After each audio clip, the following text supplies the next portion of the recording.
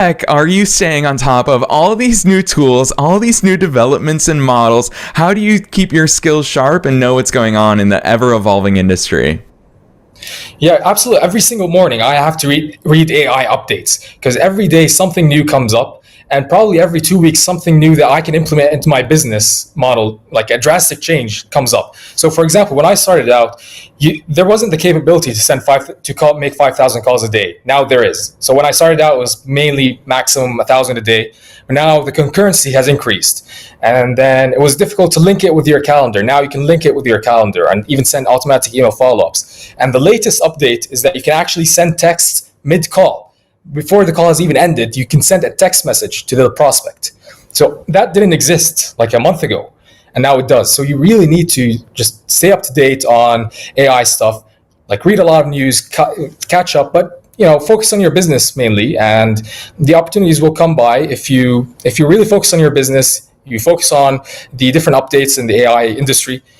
You just implement that. You just have to be very quick to implement, because you can't say, "Oh, I'm doing it this way and this has worked for me in the past," but that's no indication that's going to work in the future. You have to adapt. Always, you have to adapt. And yeah, absolutely. I mean, what I sold in the beginning is way less advanced than what I'm selling right now, and I imagine by August it will be a completely different monster.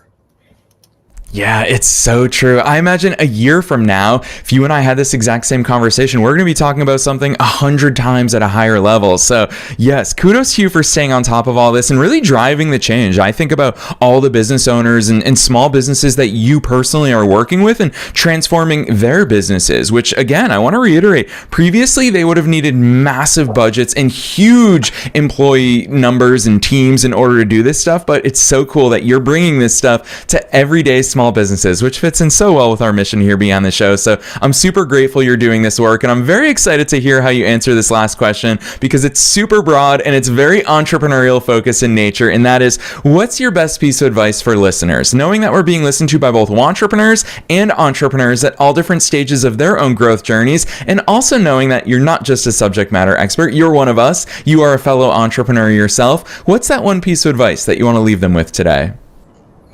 Yeah, great question. I mean, the hardest part about being an entrepreneur is actually finding out what to do. Because once you're sending out emails, your campaign is running, you have leads waiting on responses, you're left stuck. Okay, what do I do now? I'm done working. I don't know what to do. But that's where actually the real work starts. Finding out what to do is about 80% of the work. So every single day, I'd ask myself, what is my business and how does it make money?